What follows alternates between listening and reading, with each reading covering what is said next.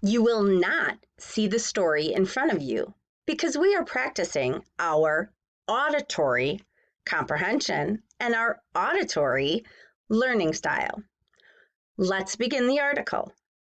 Cinco de Mayo matters, but not for the reason you think. Cinco de Mayo is a popular holiday in the United States. Some people think it celebrates Mexican Independence Day, but it does not. In fact, Cinco de Mayo is not very popular in Mexico.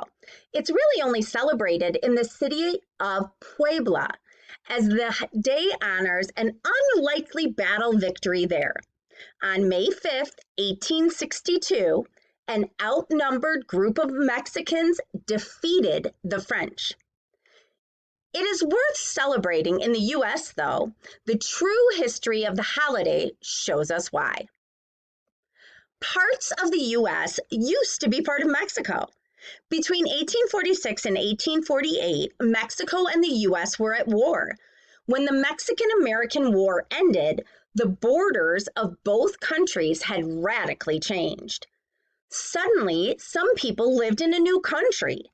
Many people in parts of California, Arizona, Nevada, New Mexico, Utah, and Texas went from being part of Mexico to being part of the United States. Americans did not exactly welcome the newcomers, though. This new population gave the U.S. a sort of racial and cultural identity crisis. A large group of people who were neither black nor white were suddenly part of a country built on black enslavement and white supremacy. Dr. David Hayes Baustas describes this history in his book, El Cinco de Mayo.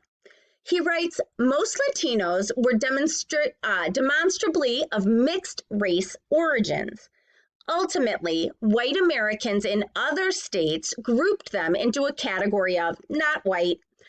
Whites thought that not whites were inferior. Mexico as a country rejected racial categorization after independence, according to Dr. Hayes Baustas. They had a very diverse and racially mixed population. Cinco de Mayo commemorates the Battle of Puebla. After the Mexican-American War, Mexico experienced a civil war, known as the Reform War. This conflict lasted from 1857 to 1860. This war, plus the Mexican-American War, left the nation with lots of debt. Mexico owed a lot of money to countries in Europe. To help the economy, the Mexican president paused payments for foreign debts. This decision was not popular with the countries Mexico owed money to. 3 of those countries, Britain, France, and Spain, responded by sending military troops to Mexico. Britain and Spain negotiated with Mexico as soon as they left the country, but France stayed. A 5-year war between Mexico and France started on December 8, 1861. The conflict overlapped with the U.S. Civil War. That was part of the reason why France stayed in Mexico, because the U.S. occupied, France saw an opportunity to build an empire in the Americas. The Battle of Puebla was just one of many battles during the war between Mexico and France. As the celebration suggests, Mexico won the battle. The battle did not just affect the war in Mexico, though. The victory in Puebla had major consequences for the U.S. Civil War. During this period, U.S. foreign policy operated under the Monroe Doctrine. This policy was adopted by the U.S. in 1823. It said that Europe could no longer colonize the Americas. At first, European countries ignored it, and the U.S. was not powerful enough to enforce it anyway. However, things changed by the 1860s. The U.S. was becoming a world power. France believed that if the U.S. continued to expand into the Americas, it might work against French interests in that region. With this in mind, France's leader, Napoleon III, considered supporting the Confederacy during the U.S. Civil War.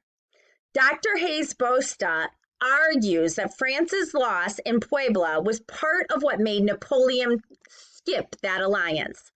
France was a powerful country.